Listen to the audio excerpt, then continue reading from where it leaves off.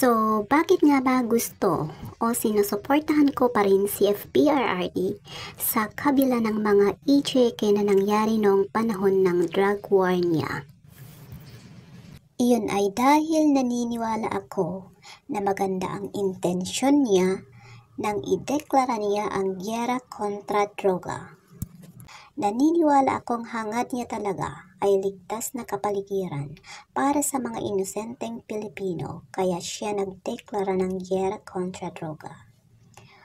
Oo nga't may mga e-cheque talaga na nangyari noong panahon ng drug war niya, pero iyon ay kagagawan ng mga tarantadong pulis. Wala siyang inutos sa mga pulis na basta na lang sila papatay ng tao.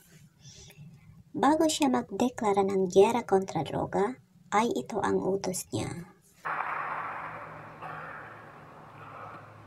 To our police officers and other officials, do your job, and you will have the unwavering support of the Office of the President.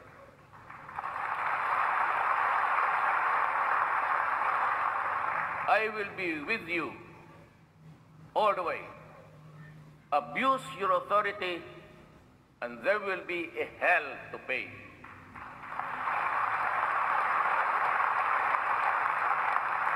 For you will have become worse than criminality itself.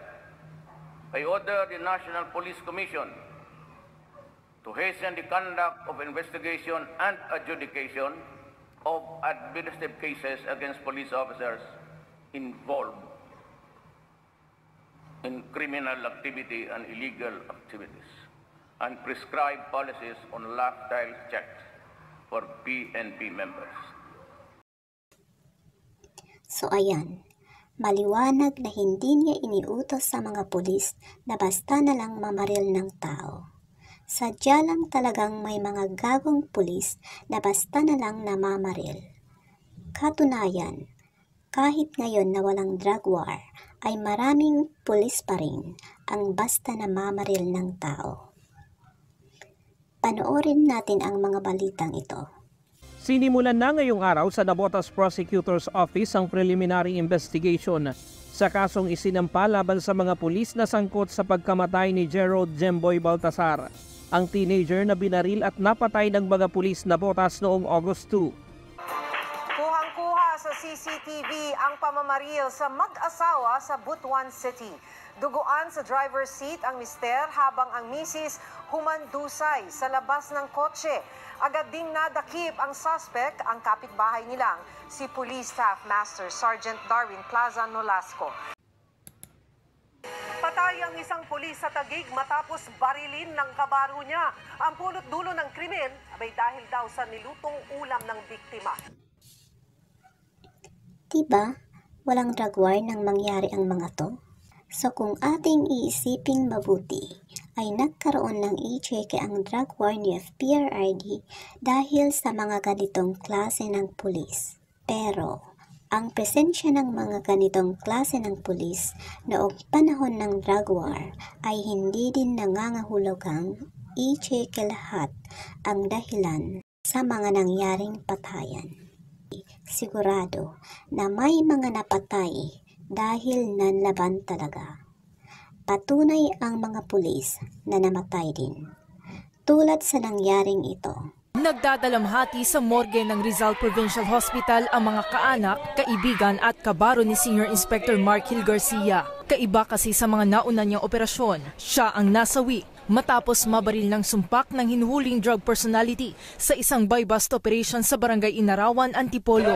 Si Senior Inspector Garcia ang namuno sa operasyon bilang hepe ng Special Operations Unit ng Intelligence ng PNP Provincial Office ng Rizal. Diba? Nanlaban ang drug personality na yon, at sa panlalaban niya ay natamaan itong pulis at namatay. Paano kung yung drug personality ang tinamaan ng pulis at yun ang namatay? Siguradong sasabihin na naman ng mga kontra Duterte na extrajudicial killing ang nangyari, kahit hindi. So patunay ang video na ito na hindi lahat na patayan na nangyari noong drug war ay extrajudicial killing ang dahilan. may mga nanlaban din talaga. At isa pang dahilan ay ang patayan ng mga taong sangkot sa droga.